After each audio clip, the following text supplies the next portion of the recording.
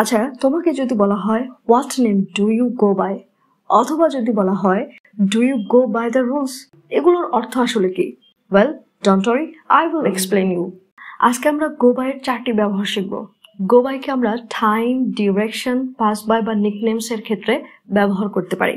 যেমন টাইমের ক্ষেত্রে দেখো, টাইম গোজ বাই ফাস্ট, সময় দ্রুত চলে যায়। এখানে গোজ বাই হচ্ছে চলে যাওয়ার ক্ষেত্রে আমরা ব্যবহার করলাম, যেহেতু time singular subject, that's why goes হচ্ছে সিঙ্গুলার ভার্ব, আর এটি হচ্ছে আমাদের প্রেজেন্ট টেন্স। আর পাস্ট টেন্সের ক্ষেত্রে হতো টাইম ওয়েন্ট বাই ফাস্ট, অর্থাৎ সময় দ্রুত চলে গেল। সো গো এর পাস্ট ফর্ম হচ্ছে went, goes by, went by. ঠিক আছে, হোপ সো ক্লিয়ার। আবার যদি বলতাম the hours go by fast, মানে হচ্ছে ঘন্টা দ্রুত চলে যায়। এখানে আওয়ার্স হচ্ছে আমাদের plural subject, that's why go হচ্ছে প্লুরাল ভার্ব। এটা তো আমরা জানি, তাই তো?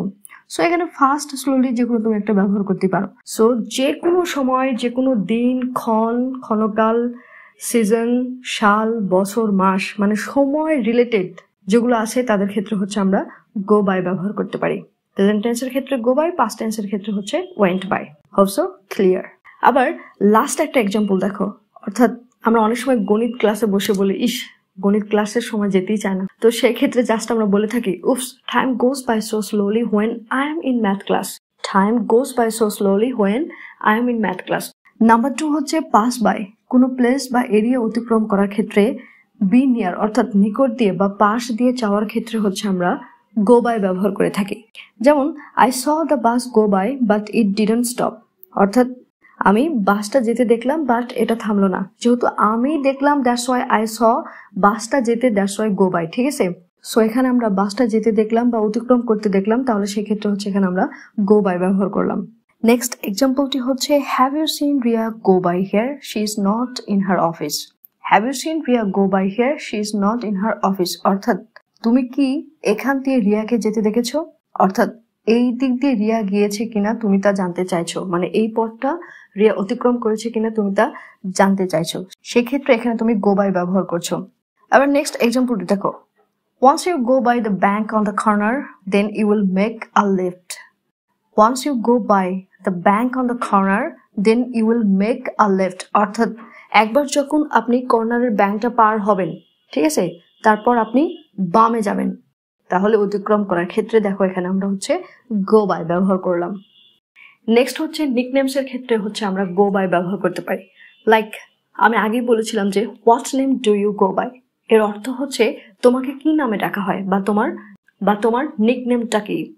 তাহলে আমি বলতাম যে আই গো বাই হক, অর্থাৎ আমাকে হক নামে ডাকা হয় বা আমার নিকনেমটা হক। যেহেতু শামিমা হক আমার পুরো নেম, তাহলে আমার নিকনেমটা আমি ধরে নিচ্ছি হক, তাই তো? অর্থাৎ সাধারণভাবে আমি বলতাম যে you can call me Haque. তো you can call me Haque এর পরিবর্তে আমরা অ্যাডভান্সলি বলতে পারি আই গো বাই হক।